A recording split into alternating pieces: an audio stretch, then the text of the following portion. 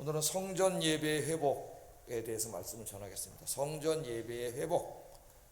느헤미야가 이제 성벽도 다 싸서 만들고, 수문학 광장에서 말씀 부흥회도 열고, 막 은혜도 넘치고 회개 운동도 일어나고, 사람들이 회개하면서 다시는 우리가 이제 죄 짓고 살지 않겠습니다. 하나님 성전을 저렇게 황폐화되도록 버려두지 않겠습니다. 엄청나게 많은 일이 일어났죠, 역사가. 그래서 막 자기 이름을 다 써가지고 서약을 하고 인봉해서 하나님께 드리고, 진짜 놀라운 역사가 일어나는 거예요. 이 말씀 부흥회를 통해서 이런 모든 일이 다 있은 이후에 드디어 이제 성벽을 다 졌으니까 뭘 해야 돼? 하나님께 드리는 식을 해야 되잖아요. 이제 성전 봉헌식을 합니다. 이 성벽 봉헌식을 하는데, 이 성벽 봉헌식의 목적은 그냥 성벽 하나 잘 져서 감사합니다 그런 게 아니고, 느헤미야가 이제 이 은혜가 일회성으로 끝이지 않고 자자손손이 항상 성전에 와서 모든 자기 가족들이, 자식들이, 손주들이 예배드리는, 영원히 주님 오실 때까지 지속되는 그런 꿈을 갖고 이 봉헌식을 하게 되면서 성전 예배를 다 이렇게 회복합니다. 그래서 이 말씀을 좀 공부해 보려고 해요. 자, 오늘 이제 1절부터 26절까지는 사람 이름들만 나오죠. 사람 이름. 이제 성전이 회복되고 성전 예배가 회복되려면은 그 성전 예배를 집례하는 제사장들이 있어야 되고, 또 그 예배를 돕는 레위인들이 있어야 됩니다. 자, 성가대도 있어야 되고, 다 노래하는 사람들이 있어야 돼서 첫 번째로 그 계보를 파악해 가지고 그 계보를 다 정리하는 내용이에요. 그러니까 느헤미야는 굉장히 주도면밀한 사람이에요. 어떤 하나님 일을 할 때 그냥 막 두서없이 막 하다가 막 천방지축 이런 분이 아니에요. 하나님이 그런 분이 아니죠. 하나님은 항상 주도면밀하고 세밀하게 전체 그림을 그리고 이렇게 계획해가는 그런 사람입니다. 느헤미야가.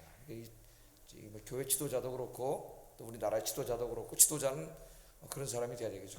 큰 그림을 그리고 또 그 큰 그림 속에서 작은 일 하나하나가 다 작은 목표들이 잘 이루어지고 서로 조화를 이루고 이렇게 되도록 이렇게 계획을 할 수 있는 사람, 그런 사람 지도자가 되면은 나라가 발전을 하겠죠.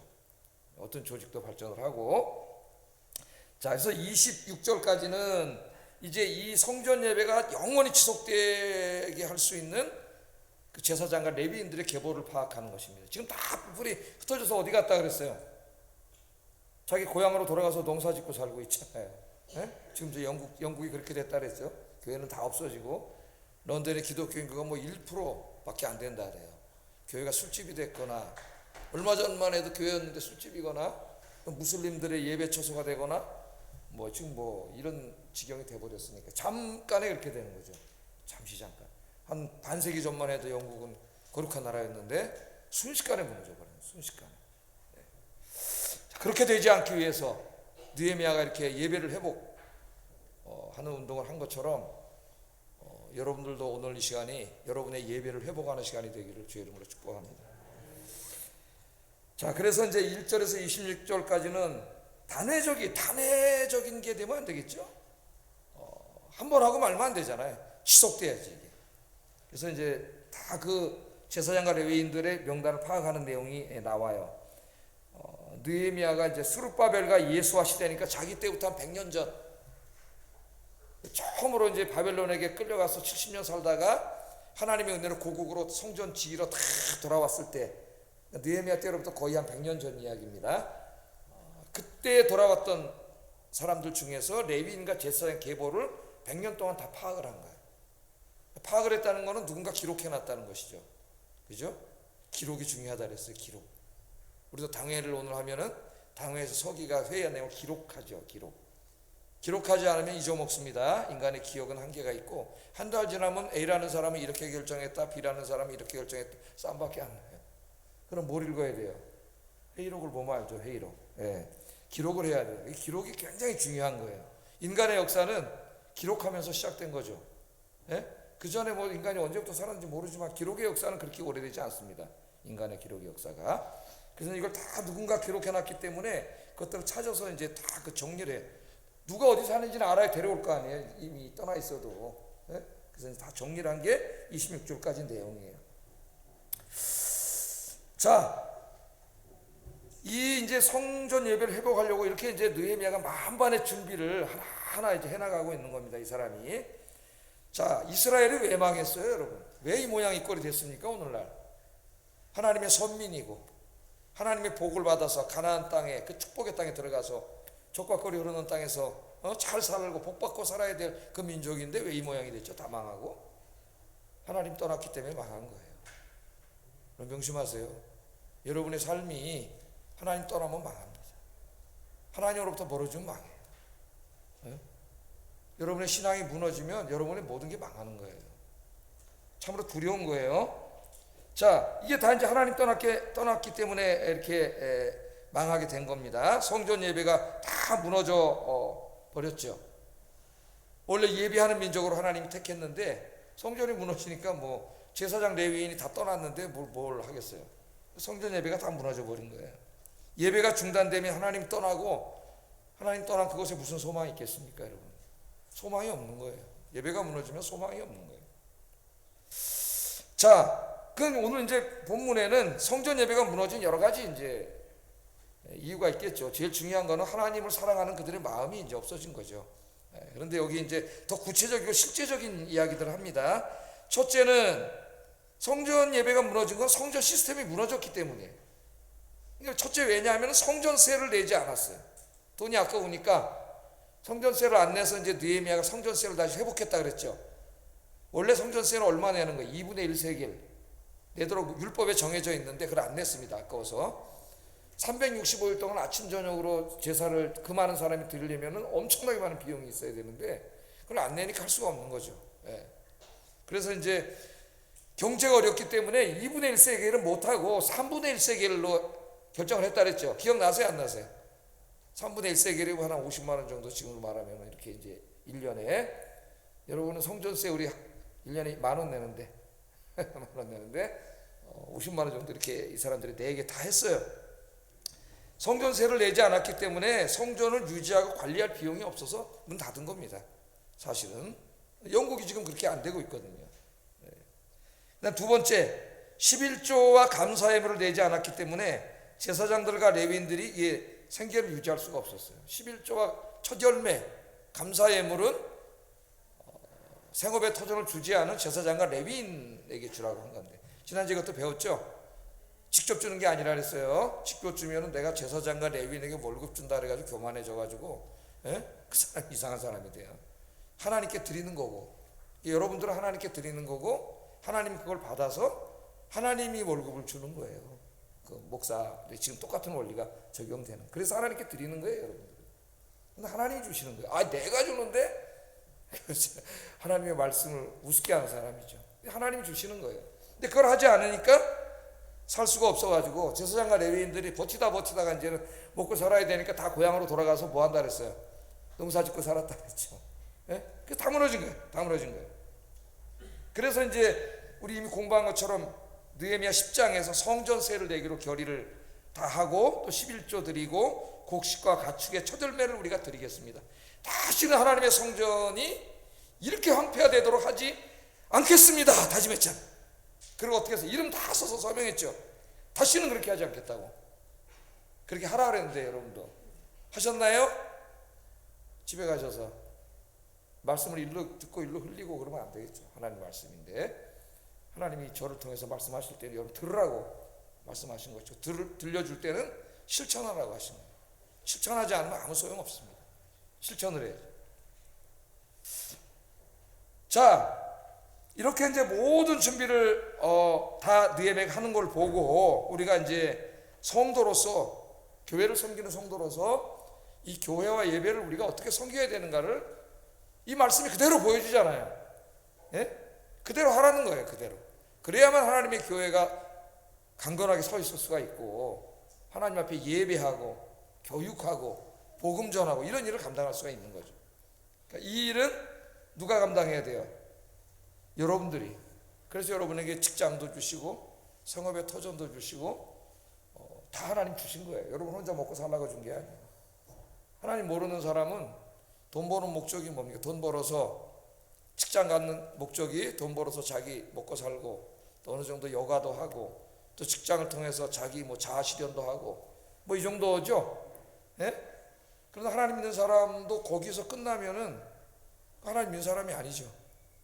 더 높은 목적이 있죠. 우리가 하나님 여러분에게 직장을 주신 이유는 하나님의 영광을 위하여, 어려운 이웃들을 위하여, 더 숭고한 목적을 위해서 사용하도록 하나님 주신 것이다. 그렇게 사는 사람이 그리스도인이지. 그리스도인. 안 그러면 뭐 세상 사람하고 다른 게 하나도 없죠.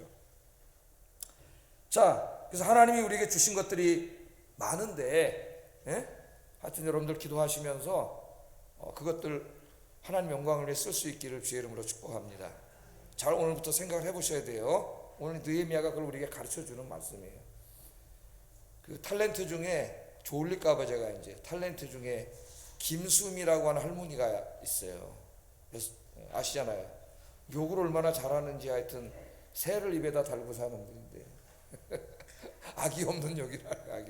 이분이 한번 나와서 얘기를 하는데, 이분이 유명한 게 뭐냐면 음식을 잘 만드는 거예요. 요리 솜씨가 뛰어나가지고 이걸 만들어가지고 다 스텝이 있고 누구 다 준대잖아요. 좀만 이렇게 안면에 있으면 음식, 김치, 파김치 막 텔레비전에 나오면 진짜 맛있게 생겼더라고. 막 다 준대요. 막.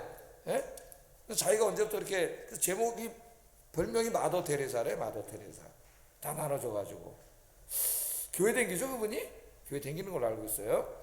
근데 나와서 한번 그런 얘기를 하더라고. 자기가 언제부터 이렇게 살게 됐냐면은 어느 날 그 스티브 잡스의 전기를, 죽기 전에 쓴 전기를 읽었대잖아요. 자서전인지 전기인지 하여튼 자서전인가 읽었대요. 자기가 읽는데 거기 그런 글을 읽었대요. 자기가 스티브 잡스가 죽어가면서, 이제 좀 있으면 죽어요. 암에 걸려서. 야, 내가 이렇게 사랑하는 이 만년필을, 저도 만년필을 사랑하는데 하여튼 만년필을 사랑했나 봐요. 글을 쓰면서 이 만년필, 내가 이렇게 사랑하는 이 만년필 하나도 내가 가져갈 수 없구나. 그걸 깨달았다. 죽음을 앞두고.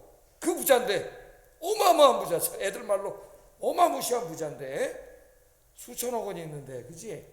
예? 죽을 때 보니까 볼펜 하나도 못 가져가는 거예요. 이건 만년필은 아닌데 이거 하나 못 가져가는구나. 그걸 읽고 자기가 큰 깨달음을 얻었답니다. 아무것도 못 가져가는데 뭘 그렇게 욕심을 내고 나 혼자 다 쓰겠다고.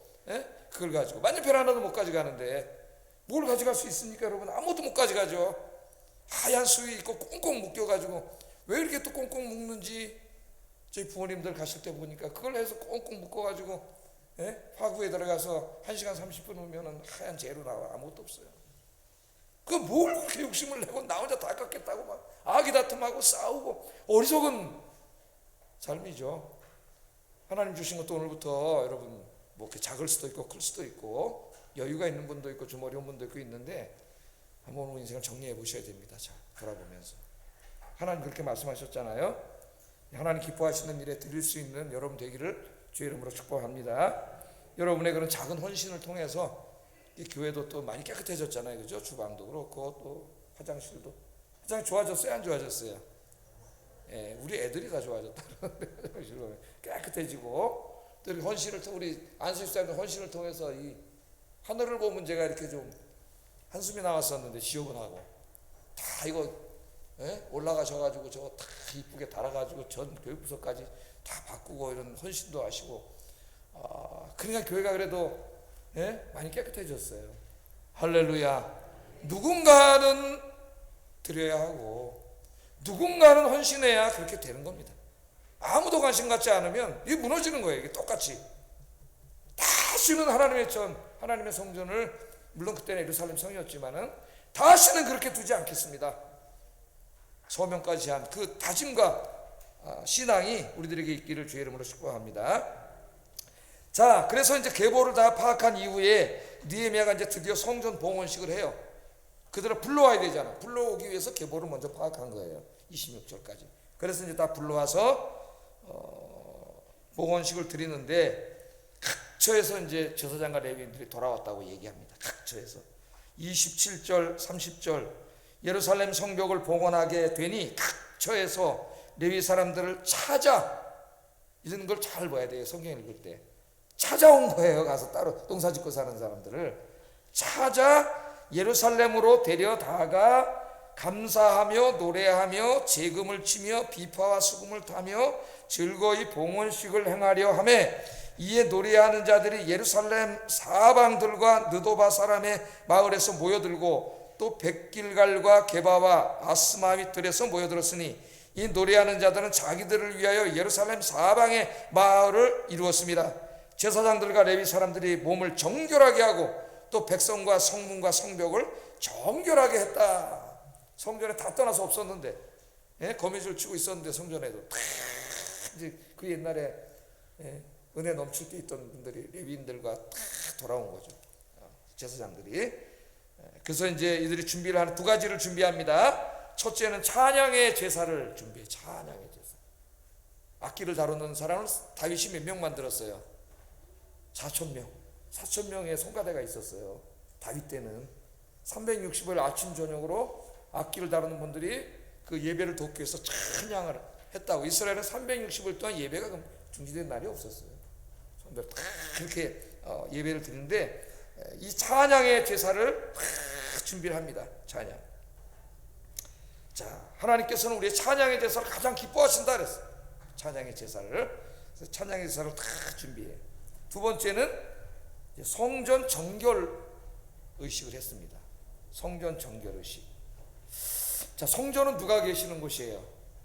하나님이 계시는 곳이에요. 그래서 성전 자체도 정결해야 되고 성전에 드나드는 사람도 정결해야 되고 성전에서 예배를 진리하는 제사장도 정결해야 돼요. 새벽기도 때 레위기에서 우리가 이걸 배웠어요. 이 말씀을.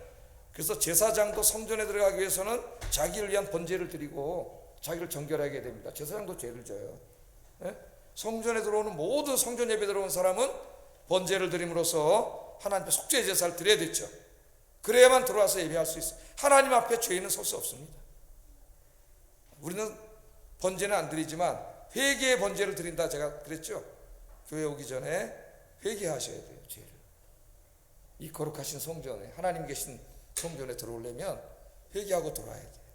예? 와서도 회개 기도를 해야 돼요. 그게 번제를 드리고 저쪽 번제단에서 번제 드리고 성전에 들어오는 것과 똑같은 거예요. 이게 막 드려야 돼요. 뿐만 아니라 말이죠. 제사 중에 5대 제사 중에 5대 제사인 건 아시죠?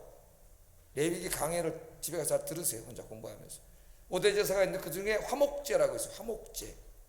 화목제는 우리가 좀 화목이라 그러다 보니까 뭔가 누구랑 화목하려고 드리는 제사가 이런 개념이 자꾸 생각나는데 그래서 신학자들은 이걸 정결제라 그래요. 정결제. 정결제. 화목제는 뭐 하는 제사냐면은 성전에다가 뿌리는 제사예요. 피를. 그래서 성전 자체를 정결하게 해요. 그게 화목제예요. 성전 자체. 예? 왜 성전 자체를 정결하게 돼요? 제사장도 죄인이고 거기 들어온 예배자도 죄인. 죄인들이 왔다 갔다 하다 보면 성전을 죄로 물들여요. 똑같아요. 지금도. 인간들이 하나님의 거룩한 공동체를 죄로 더럽게 하는 거예요. 자꾸. 그래서 성전을 깨끗하게 하는 정결제를 지내야 되는데 그게 화목제예요. 화목제. 화목제를 잘못 이해하는 사람이 있어요. 그 이름 때문에. 성전을 정결하게 해야 돼. 하나님은 거룩하신 분이에요. 점도 없고 흠도 없는 거룩한 분이에요. 그것을 깨닫고 정결제를 지냅니다. 지금 정결의식을 하는 거예요. 피를 뿌려서. 물론 뭐 동물의 피를 뿌린다고 정결해지겠어요? 상징적인 거죠. 상징적인. 동물의 피를 뿌리면서 자기들의 죄를 회개하는 게 핵심이지. 그게 본질이고 동물의 피만 뿌리면 뭐해요? 예? 형식적인 예배가 되는 거지. 그거는 정말 자기 가슴을 찢는 거죠. 하나님 앞에 죄에 대해서 민감한 사람이 되어야 됩니다. 그리스도인들은 양심에 화인 맞은 사람이 되면 안 돼요. 자, 그래서 이제 정결의식을 지내고 이제 예식을 하는데 예배를 좀 기획을 했어요. 이 성전 봉헌식을. 그래가지고 그 이제 예배 드려 온 사람들을 레위인과 제사장들과 다 합쳐서 두 대로 나눈 것 같아요. 두 대로 나눠가지고 한쪽 사람들은 이쪽 방향으로 돌고 한쪽 사람들은 이쪽 방향으로 돌아서 이렇게 돌아가지고 성전 있는 곳에서 만나게끔 하는 기획을 했어요. 그 내용이 이제 오늘 말씀 40절에 보면 이에 감사 찬송하는 두 무리가 하나님의 전에 섰고 또 나와 민장의 절반도 함께 하였고 그렇게 이제 이게 나오죠. 3바퀴를 돌아가지고 성전에 와서 이렇게 만나는 거예요. 그러니까 성벽 공사한 그 부분을 모든 사람들이 제사장과 레위인을 따라서 찬송을 부르면서 이렇게 돌게 한 거죠. 왜 그렇게 돌게 했을 것 같아요? 그냥 거기서 예배 드리면 되지. 예? 성벽 52일 동안 정말 불가능한 거잖아요. 주변에 있는 사람들을 계속 방해하고 산발라 도비아 같은 사마리아 사람들을 계속 위협하고 군사적인 위협 또 그다음에 이간질 막 별거 다 했잖아요. 그런 어려운 가운데서도 50일 만에 다 깨끗하게 완성했잖아요. 뭘 지금 느헤미야가 보여주고 싶은 거예요? 하나님의 은혜의 자취를 보여주고 싶은 거예요. 직접 그들이 가서 밟음으로써 말로 하는 것보다 백문이 불여일견이라 가서 자기가 밟아보고 만져보고 보는 거죠. 하나님이 하셨다. 할렐루야. 하나님이 하셨습니다. 그걸 다 보게 하는 거예요. 모든 게 하나님의 은혜다. 여러분의 인생에 뒤도 한번 돌아보세요. 가끔씩. 그러면은 하나님의 은혜의 자취가 보입니다. 내가 잘나서 오늘 여기까지 온 게 아니에요. 마이클 샌델이라고 하는 하버드 대학의 유명한 사회학자가 우리에게 가르쳐준 인생의 교훈, 인생은 선물이다. 그러니까 교만하지 마라. 내 노력, 내가 막 애쓰고 노력하는 노력의 산물이 아니고 인생은 하나님의 선물이죠. 여러분, 우리가 어떤 운동선수가 굉장히 탁월해. 어떤 선수가 굉장히 잘해. 예를 들면 축구선수 메시가 있어요. 메시가 축구하는 걸 굉장히 와 감탄을 하잖아요. 인간은 언제 감탄해요? 탁월한 사람을 보면 감탄하죠. 탁월한 작품을 보면. 왜 감탄하라는 거죠? 메시가 노력을 많이 해서 감탄하는 겁니까? 그 실력이 탁월하기 때문에 감탄하는 겁니까? 우리는 그 사람의 노력을 감탄하는 게 아니에요. 그 사람의 탁월한 축구 실력이 감탄하는 거지. 어떤 사람이 메시보다 더 노력하는 사람도 있어요. 축구 선수가 2배 노력을 더 하는 사람도 있어요. 근데 그 사람은 실력이 안 나와. 골도 못 넣고 아무도 알아주지 않아요. 노력을 알아주는 게 아니에요, 여러분. 여기에 이 노력주의의 잘못된 환상이 담겨 있는 게 나오는 거예요. 노력 트럭으로 한 10대분 땀을 흘렸다 내가. 근데 맨날 저 100등 해. 아무도 안 알아줘요. 왜 이상화 선수 같은 스케이트 선수 알아주는 거죠? 탁월하기 때문에, 가장 빠르기 때문에 알아주는 거예요. 여기에 중요한 진리가 있어요. 진리가 그 사람이 가진 재능과 그런 탁월한 능력은 선물로 받은 거예요. 태어나면서 교만할 게 없다는 거예요. 그래서 교만하면 안 된다는 거예요. 마이클 샌델의 그 공정이라는 책을 읽고 우리나라에서 많은 사람들이 얘기를 하는데 엉뚱한 소리만 하고 앉았더라고. 자기가 보고 싶은 것만 보는 것 같아요. 저 전체 내용을 보지 않고. 그래서 나는 그 사람 틀림없는 기독교인이라고 얘기해요. 하나님 얘기는 안 하지만 누구의 선물이에요? 하나님이 주신 거죠. 여러분 가진 거 다 여러분 물론 내가 노력도 했겠지만은 근본적인 거는 받은 거예요. 내가 노력해서 얻은 게 아니에요. 그러므로 겸손해야 돼. 그리고 태어날 때부터 어떤 사람은 그런 능력과 재능을 자기가 받기 싫어서 안 받은 게 아니라 그냥 그 모습으로 태어난 거예요. 그러니까 서로 그걸 이해하고 그럴 때 우리가 서로를 위해서 도울 수도 있고 서로 연대할 수 있는 연대감도 생기고 이것이 이 사람 가르침의 핵심이에요. 기독교 정신입니다. 하나님의 가르침의 말씀에 아주 굉장히 중요한 거죠. 가르침이. 우리 인생은 다 하나님의 은혜 그걸 가르쳐 주려고 하는 거예요. 지금 잊지 마세요. 교만한 자는 그것을 자기가 노력을 얻었다고 잘못 생각하는 자예요. 하나님이 주신 거예요. 나는 조금 더 하나님이 더 5달란트 주신 거예요. 어떤 사람은 1달란트 주셨어요. 그 사람은 1달란트밖에 못 남겨요. 1달란트 주셨기 때문에 난 5달란트 줬어요. 그건 내가 원해서 5달란트 받고 1달란트 받은 게 아니에요. 그냥 하나님 주신 거예요. 그러나 자기 하나님 주신 선물만큼 최선을 다해 살면 결과는 똑같아요. 하나님 앞에 가면 다 100점이에요. 다 칭찬해 주셔요. 우리가 그걸 깨달을 때 겸손해질 수 있습니다. 겸손. 다 하나님의 은혜입니다. 다 모여서 성전 앞에 와서 그 은혜를 다 눈으로 봤으니까 얼마나 감사하겠어요. 거기 성전 앞에 다 모여가지고 두 대가 이제 찬송을 드리는데 거기서 하나님 찬송하는 예배를 드리니까 예배 무너졌던 예배가 다 회복이 되고 은혜가 막 넘치니까 기쁨이 넘치는 거죠. 진짜 기쁨. 할렐루야. 43절 읽어보겠습니다. 시작.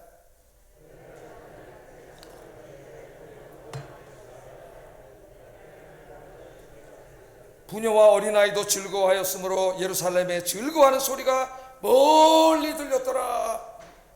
저 멀리까지 예루살렘 사람도 다 망해가지고 다 떠나고 거기 옛날 사람들 살던데 짐승이 살고 거미줄 쳐지고 성전은 다 무너지고 예배도 중단되고 이런 모습이 들리다가 오늘 이 예배가 회복되고 찬송 부르면서 전 민족이 하나님 앞에 찬송을, 이거 한번 생각해 보시라고요 여러분. 찬송 부르잖아.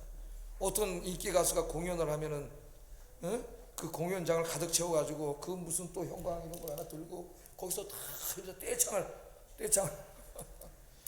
하잖아요. 같이 따라 부르고. 우리가 하나님을 찬양하는 찬양이 그만도 못해요. 예? 그 사람들은 그 가수를 예배하고 있는 거예요. 거기서 숭배하고 있는 거예요. 거기 온 사람들이. 옛날에 조용필이라는 가수는 노천에서 했는데 비가 왔어요. 그날 비가 왔는데도 그 노천 국제에 꽉 찼어요. 한 사람 떠나지 않고 노래를 부르고 떼창을 하고. 하나님이 조용필만도 못합니까 여러분? 비 온다고 안 오고 뭐 한다고 안 오고. 예? 하나님에 대한 예배와 찬송 회복하셔야 됩니다. 여러분의 예배가 회복되는 여러분 되기를 주의 이름으로 축복합니다. 여러분의 가정과 자녀들과, 오늘 보면 누가 기뻐했어요? 어린아이도 즐거워했다. 우리 어린아이들, 여기 어린아이들아, 여러분들 이제 조금 인내의 한계가 왔어요 여기. 어린아이도 아까 찬송 부르니까 박수를 치잖아. 예? 참된 기쁨과 즐거움은 하나님이 주시는 거예요. 그까지 세상에 돈 좀 벌고 뭐 아이고 좋다, 그냥 잠깐 없어지는 거예요. 진짜 어리석은 사람이에요. 하나님을 예배하고 찬송하고 여러분 가족이 하나님 앞에 돌아오면 진짜 기쁨을 주십니다. 하나님이 진짜 행복하게 해주세요. 이 행복이 가득한 여러분 되기를 주의 이름으로 축복합니다. 뒤에 또 있는데 여기까지만 하겠습니다. 시간이 48분 지루하실까봐 기도하겠습니다.